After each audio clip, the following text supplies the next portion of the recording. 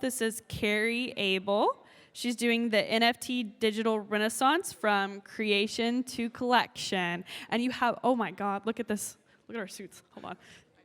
I love the pink. Wow. Fashion icon. Okay, so you want to take over by yourself? Or do you need a moderator? No, I'm good. Okay. Boss lady. All right, so you've got a couple minutes. We'll let you take the stage. Thank you. The brighter the burn, the harder the bend. Will I regale to glow again? Sentience rings, the spirit sings. Give it all while you still can. Hi, NFT.London. I'm Carrie Able. I'm so excited to be here with you today from Brooklyn, New York.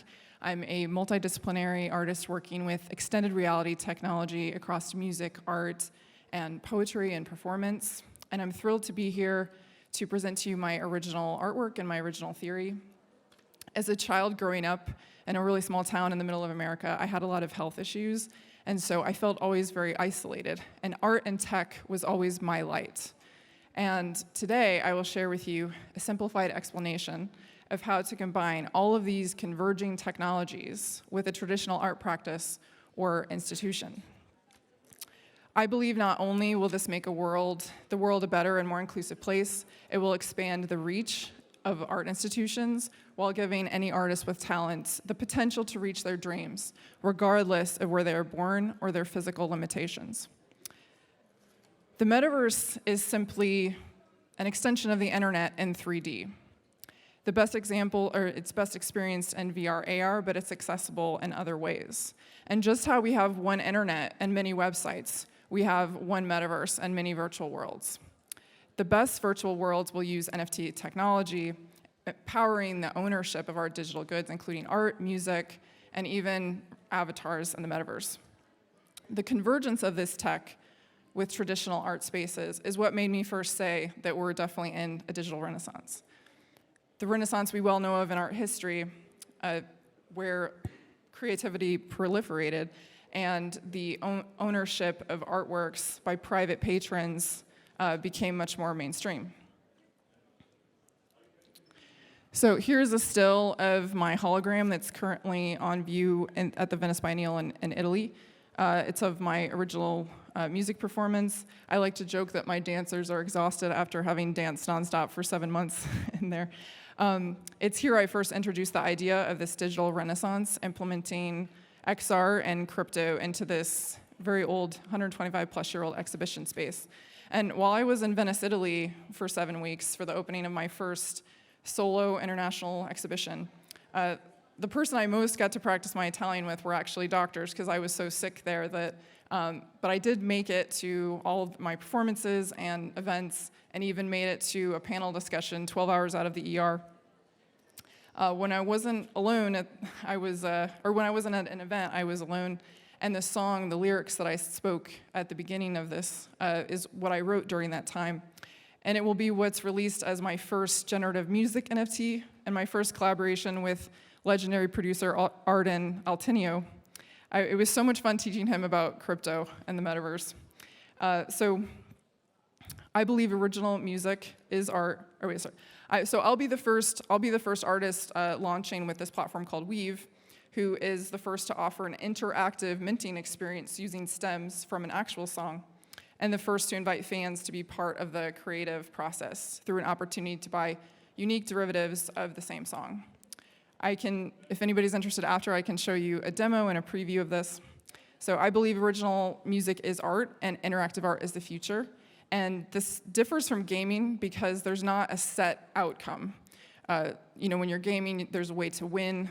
With art or music, there's no proper thing that you're supposed to be achieving. It just uses the same technology to create interactive experiences. So I believe these future technologies unlock so many possibilities for artists like myself that suffer from chronic illness. Another link between XR and crypto is this metaverse native sculpture installation on view in Venice. These works are 3D printed, linking to a metaverse kinetic sculpture. GLB, which I released as an 8 of 8 NFT with Nifty Gateway. And there's still a few weeks left for collectors to purchase one, where it will unlock the ability to be shipped the entire physical installation directly from Venice when it comes down in a month. And I know if you're here right now, you're already ahead because you're open to new ideas and you're here and you're learning and you're part of this community already. I do know some Web3 and metaverse natives that have never really felt accepted by the traditional art world, and that's part of their disdain for it, in addition to feeling like it doesn't really suit their decentralized ideology.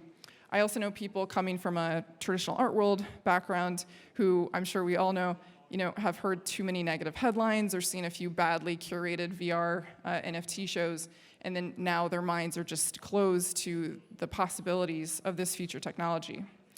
But today, I want to tell both of these communities that these future technologies do not make you irrelevant.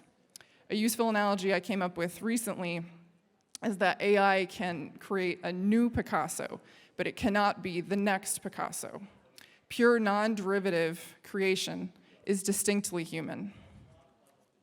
And just as AI can never replace an artist's unique vision, we will always need and desire physical institutions to view art in real life, and we will always want talented curators to make sense of this ever-evolving influx of creation.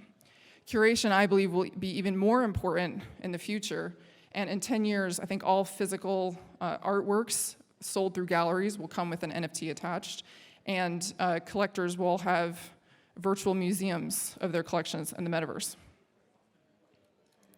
So how can a traditional gallery or museum enter this cutting-edge digital renaissance?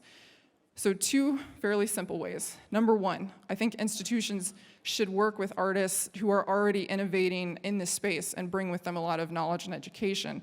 And then they require, as part of their exhibition terms, that they do education both for the community and then also for the institution. And then number two, a gallery or institution selling works, be it physical or digital, should attach an NFT to it and explain to their collectors that this serves several purposes. It's making the work metaverse ready if it's minted as a GLB. It's also providing a certificate of authenticity.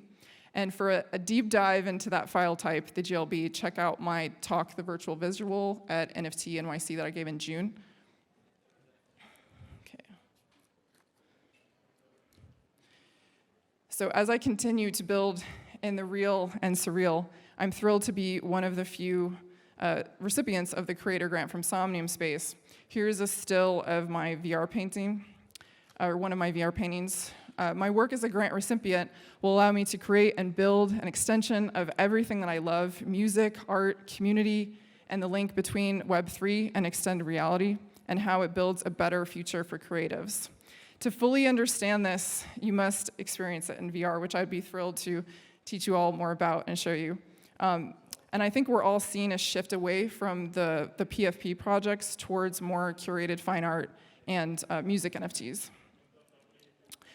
So 7 years ago, I was on the Google flag football team, and around that time, when a headset like this, when I'm wearing, would have been considered really cutting edge. So I was grateful to have a community of people that laughed at my nerdy jokes.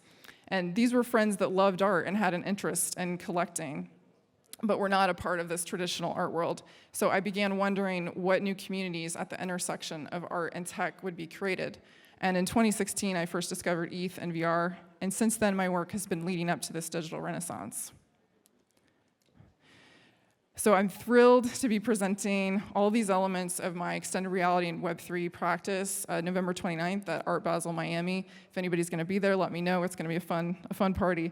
And it'll also be a launch of the generative music project and my activation with Somnium. It'll combine both in real life performance and metaverse performances. So how is this tech relevant to the traditional art space? What problems does it solve? And these are all of the problems that I see it solving. It creates curated meritocracy, resale royalties for all creatives, provenance, which is an art historian's dream, a certificate of authenticity, and metaverse-ready digital twins. The more developed metaverse of the future, in combination with inevitably ubiquitous AR/VR glasses, has the potential to make us stronger and more connected together. The traditional art institutions that embrace this change will help pave the way for what will be remembered in art history as a monumental digital renaissance. The future is inevitable. The question is, how early do you want to be part of it? So thank you so much for having me. NFT NYC, thank you. Here's, you can connect with me on these channels up here, and then I'll also be out in the lobby after this to continue the conversation and to talk to you more about AR/VR. So thank you so much.